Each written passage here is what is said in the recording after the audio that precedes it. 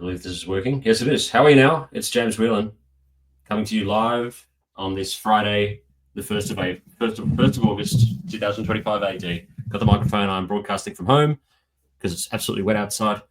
I am joined. This is the Theory of Thing Investment Podcast.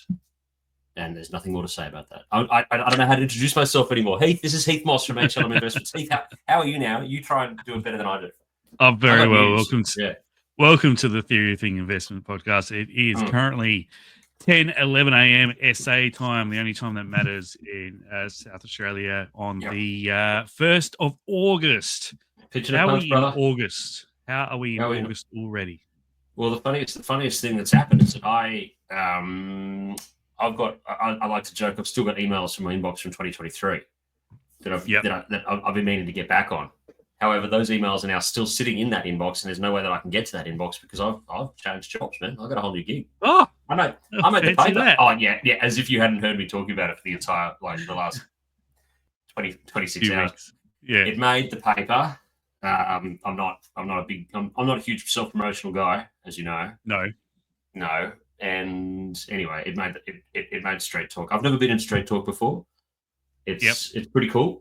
But try not to fly too close to the sun because this country, it won't let you have those little things, man. So no. So the celebrity status on this podcast now. At least you're in the Street Talk for the right reasons because they can get a bit negative. They've got my phone. They've got my phone. They've got my photo now. They will not be afraid to run it again. Don't worry about that. There's but it's just part of the deal, part of the gig. It is I am head of wealth with we're calling it IHG. We're calling it it's Volatility Group. Volatility Group, which has got a bunch of stuff underneath. We bought smallcaps.com, which is now going to be my new home away from home. Well, not that it wasn't already, but it's a good site to get all your small cap details and information. We've also got Invest House, which is our corporate communication, corporate pipeline for deal distribution. We've got Corporate Connect, which is our research team. And we've also got Investor Pulse, which is what I'm overseeing to try and generate more of the retail and wholesale high net wealth clients to come into that. That's the actual trading platform where people go into. We've got model portfolios that perform well, and all those things. My job is to tie all of that together and to sort of be the entire thing. So it is a monumental job, and I look forward to the opportunity. As a lot of people have picked out a lot of things that need to be done. That's fantastic. If it was already done and set, then I wouldn't really have a job. That's the point. So Thank you very much. Thank you very much for your insights, everyone who's done that so far. Mate, what's up with you? Not much. Still running my show here, HLM Investments. It's cruising along, same old client work reviews, getting a decent flow of new clients coming through now, which is good. It went quiet for a good 6 to 12 months. Really? But all of a sudden it's just popped up again. I'm getting a few newer clients come through. Nothing huge, but it's good for deal flow. And just getting them set up, statements of advice, just the usual stuff. There's nothing major happening here. School holidays have been and gone. We've been sick. We're better. Went and saw How to Train Your Dragon at the movies. That was fantastic. You've got kids of that genre, don't you? Yeah. Okay. No, mate, I went and saw that one for myself. I love the cartoons. Okay. All right. Well, I suppose you're into that sort of thing. Speaking of reminiscing over some bits and pieces, I was just messaging on the chat that a little bit before that, mate, Randy Day here in Sydney, and we've got it's a flexible work environment. You're in where you need to be in, and you're home where you need to be home. I need to be home because I need to be able to lunch with a company that's going IPO soon, and we're going to get that, or we're hopefully going to get that deal, which is part of my gig. And I just went, made a Randy Day like this, my real job. I've got lots to do, but I was just thinking, it'd be fantastic. Just put the Ugg boots on, plug the Nintendo 64 into the big screen, and just play some GoldenEye. Invite the boys around, a couple of beers, and just get the golden gun. My favorite. Who's your favorite character in GoldenEye? I can't remember the characters. I just remember getting that bloody golden gun and dominating making my brothers cry. Because we used to remember the old TVs. We haven't got the flat screens, obviously. So we used to play off this 48 centimeter old TV. You play 4 of us on there at times, and like you had only each had a quarter of a screen, so you're all leaning forward and looking to this tiny screen. But I just remember dominating, getting in trouble, getting so much trouble because they're in tears, and I'd have to, let them win. Oh, so were you the oldest, or were you just better at the Oh, game? I'm the oldest. Yeah, I'm the oldest. Okay. But So yeah, you're classic Big Brother Nintendo behaviour. 64 days. Yeah, GoldenEye, Mario Kart, Super International Cricket. Love those games. It was We had Super fantastic. International Cricket. I never had Mario Kart. I think it was called Star Fox on the 64. Yeah, Star Fox. Yep. I had Star Another Fox on one. the 64, which was a good game. All right, enough of this nonsense. We're going to be quick and dirty because I got to get to this lunch. I got to have a shower because I was actually just in the gym. I like to say that I work out with Laurie Daly. He's in the same gym as me, and we nod and we say good day every now and then. That's the New South Wales coach for any Origin fans that are out there. You nod, and you don't want to say, "How did you lose game 3?" But because it's you don't. We're all friendly and everything like that. No one mentions it, but that's good. Also, a big g'day to our Australian skipping team over in Kawasaki at the moment for the full week of the international championships, and we've had a few gold medals come back, which is fantastic. I want to note, actually, I did put this up. I wonder if I can share something on Twitter. Here we go. Let's see if I can share this because we're using StreamYard now and not Zoom because I have to transfer my whatever over. Here's the best bit from the skipping. You'll love this, right? So let's see if I can pull it up here. Here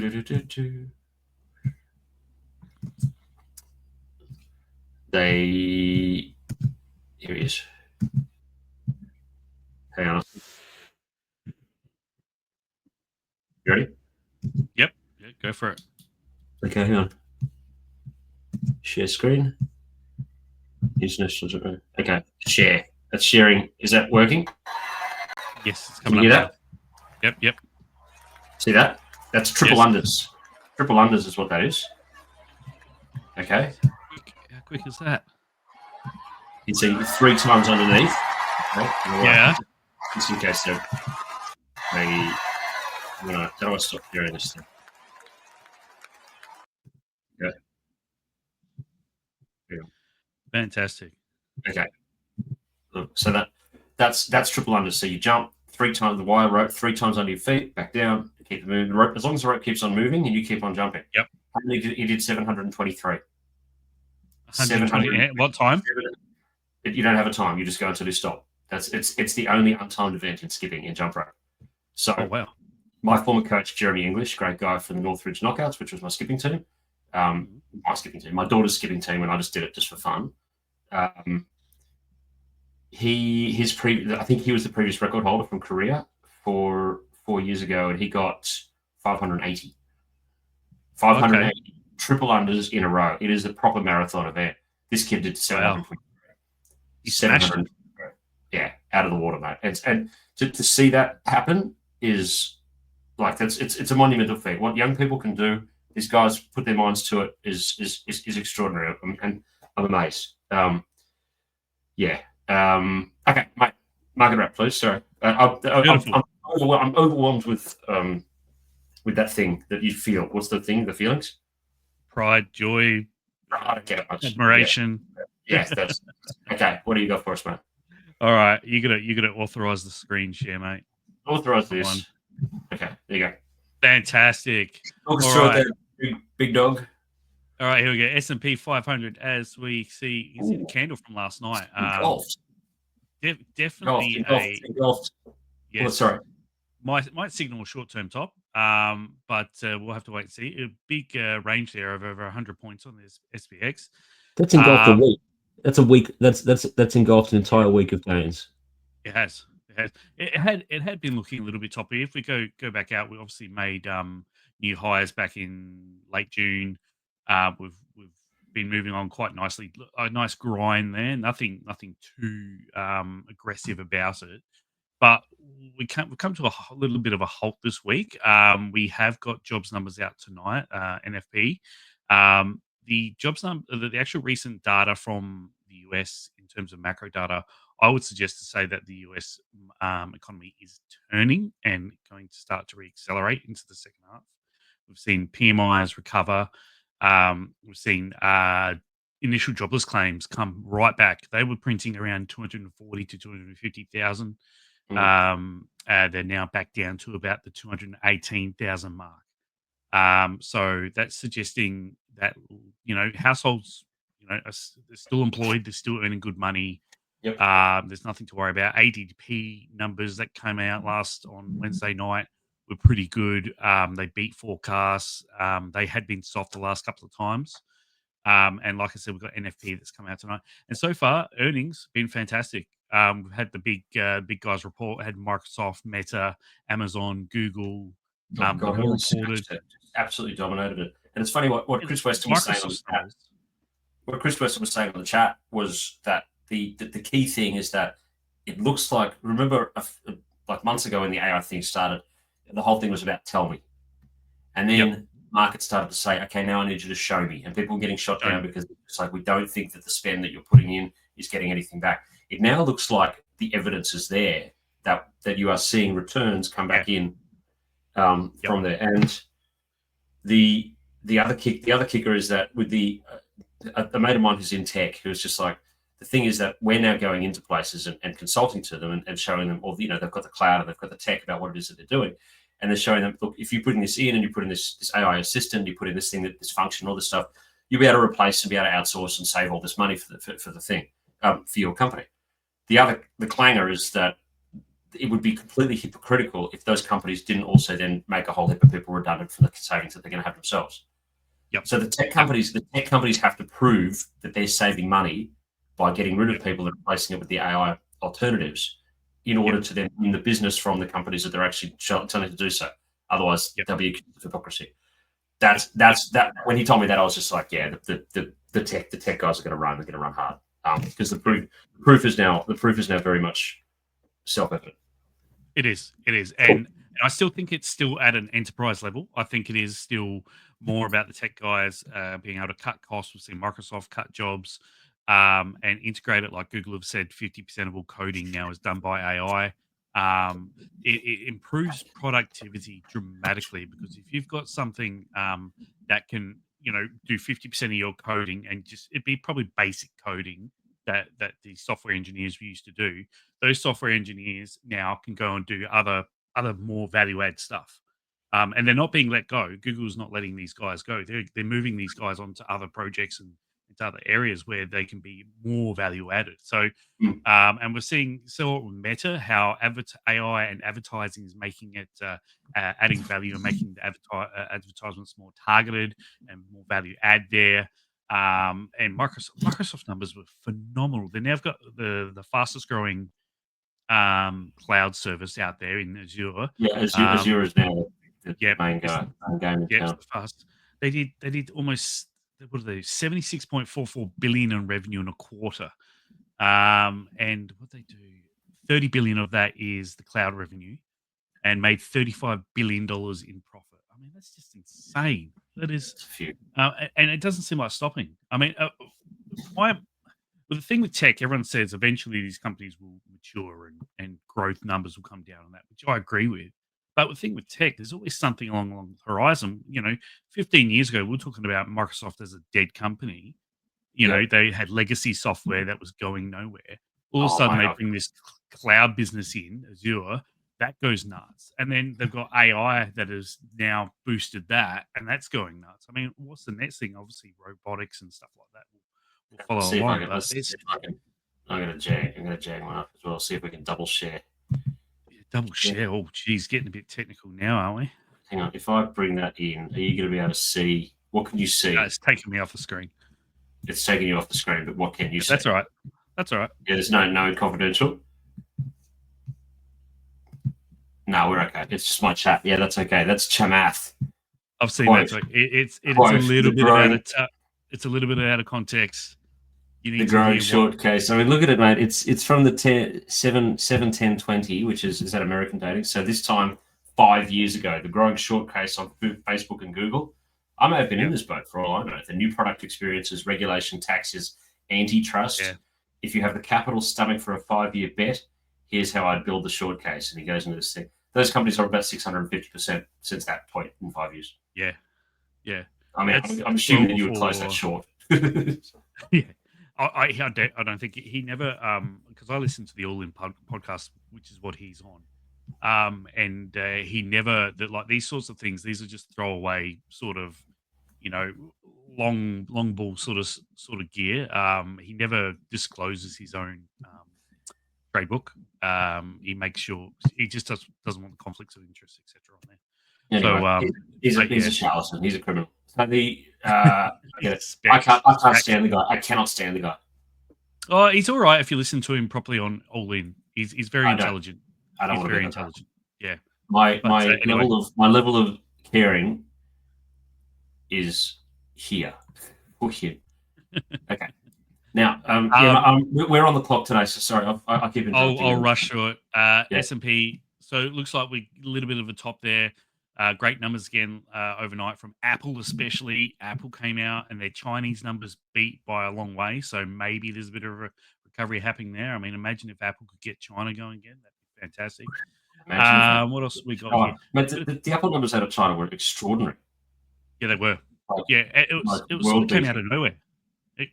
Like everyone was saying, we'd been saying for a while how dour the Apple numbers in China have been, and everyone just went quiet on it, and all of a sudden they've just blown these numbers out of the park. So who knows? The US 10-year sort of doing nothing really. It's been trading in a range for a good 3-4 months, trading between say 4.2 to 4.5%. Yield there were around 4.35% at the moment. Thing is, now with the US economy looking better, I can only see the Fed cutting once for the rest of the year. As opposed to the RBA, I think the RBA will get 3 cuts in. I think the Fed's only going to cut once. So, and that's probably next month. But the yield on the 10-year is looking not doing much. US dollars rebounded a bit. You can see that bounce there off the lows there. Again, obviously people jumping in looking for capital. Obviously, I think we said this on the last podcast. I said this on the last podcast. People talking about a weak dollar and how it's the demise of the dollar. I just don't buy into that sort of thing. The capital markets and the debt markets over there are unmatched, and you can they're the only place go for liquidity. Yeah, okay. I can't remember what I said. I think I was just like not a believer on the inside on that case as well. I would like to say that's what I was, but gee, it's strong as an ox, mate. Only about 30-something% chance of a rate cut coming up. So that was like 85% a few weeks ago. Yeah, and that was 41% yesterday, I think. So further. Comsec this morning after last night. So Comsec this morning was 30-something%. So we'll talk about copper quickly. We need to talk about copper. Massive dump there on the COMEX. Now that dump is about 25%. It is wiped out the premium that was on the COMEX to the LME, and that's simply because we got the copper tariffs come through that are started now, 1st of August, but they're more specific. So actually, refined copper, you can still import that, and it's fine. It's not subject to a tariff. But any copper, so piping, sheeting, rolls, etc., they are subject to the tariffs. So that's why you saw copper on the COMEX dump, because there is no reason for a premium anymore to hold copper in the COMEX versus the LME. But it's coming back and came back to whereabouts where it was trading beforehand anyway, around that $4.50 a pound, $4.40 a pound. So not too concerning there. Oil, Trump is ramping up the pressure on Russia and Russian allies. So like India, he's placed that 25% tariff on India because India is buying a lot of Russian oil. So he wants Russia to suffer a little bit more, and he's going to go harder on sanctions and those that are sort of supporting Russia. So we've seen oil spike over the last week. It was about $65 a barrel. It's now around the $70 a barrel. So it'll be interesting to see how that plays out. And gold. Now, gold, it's not doing much at all. That's a funny one, isn't it? She's been chopping around there. There will be people who went absolute deep into gold at the beginning of that horizontal green line that you've got there. Going back a few months and going gold's going to keep, and they're still sitting on those positions and just waiting for it to happen. Right? That's a very well put horizontal line there, man. Very nice, good line. Yeah, I'm just trying to find some sort of direction, and it's just trading sideways at the moment. A stronger US dollar will put pressure on it. Yields aren't really doing much. Conflicts You around the need you world need have rate settled you need down. rate you need inflation, don't you? You need the rate cut stuff to come Yeah, through. Yeah. yep. So that's your story, I think, Yeah, for now. yeah, and yeah, I don't know what to do with gold at the moment. I mean, a few of the Australian producers have been slammed because of missing production guidance and stuff like that, which is obviously Mm. always the risk when you jump into a gold miner rather than say in a gold ETF or gold bullion. So that's interesting, but I can't confidently say which way gold is going to go from here in the short Oh, term. Like, yeah. I wouldn't mind seeing it come back to this longer term green line here around $3,000 an ounce. Can't be. I think that would be healthy. I think you'll be Um, healthy. You correct, mate. It's going to crucify everyone if you get back to there. it's Healthy, schmelthy. I reckon you could probably. only Yeah, okay. 10%. It's definitely a line. Yeah, How about it's can only you 10%. do me a favour, homeschool? Can you draw me Yeah, a line? Go back right, go bottom left, so down to that last point. That sort of that you one had. there. No. Yeah, That one. yeah. Back, bottom left. Yep. Yeah. Move it, and then I'll say stop. Oh, hang on, hang on. No, left. Yep, there. There. Yeah. Oh, okay. See, I see what you're doing. Yeah, I could sort of see I mean, that. you could. Oh, This is some high quality podcast technical high analysis. quality. I mean, Now you've got that. Now you're talking. That's worse. That's where you're at. I know it's worse. I can't help it. Like, it hasn't helped my cause. I understand how angles work. Yes, thank you. All right. So just bring it down to $3,000. It's not a healthy correction. Okay. Yeah, I can see that happening. I can see it happening. It'll be the talk of the town. And once again, it'll you know when that happens? It happens about 10 minutes after I decide to go long gold because I missed out. Yep. That's when that happens. And I think one thing we need to talk about here is, I mean, this is iron ore. This is the Singapore FUT, so they're not that liquid and whatever. But if I zoom in, you can see a decent recovery there from around $93 a ton to over 100. China is now starting to inject a bit of stimulus into the construction and housing market. Plus, they're announcing major projects. They've announced that dam in Tibet. $256 billion Australian worth, and that's going to be have a lot of steel and concrete and whatever in it. So I think that we might be just starting to see the renaissance or the rebound in iron ore. And I'm not saying we're going crazy and we're not going back up to $150 an ounce, but I can see 120 again on iron ore, which obviously would be good for our BHPs, Rios, etc. As well. So, and that will help obviously the whole resources sector here in Australia, which has sort of been floundering for a good 18 months, I think. Because BHP hit 55 a couple of years ago and is now around 39, 40. So it's interesting. It's a space to watch. I've moved a lot of money from financials into the resources space over the last few months. On the back of that would be apt. Yeah. Also, the stretch valuations on something like, I mean, we understand the Commonwealth Bank, you have to chase it. That's how it goes. But there's some pretty stretched values on those ones. I'm not saying dump them, obviously, but it's you'd have to be allocated to the resources.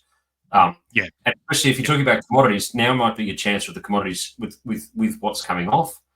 The fact that the world is going to keep on going, the US dollar is strong for now. Now might be a good time in the cycle to start really assessing it and taking a position over the next couple of weeks. Yep. And my calls are still copper, uranium, rare earths, and I really like tin, but I like tin exposure.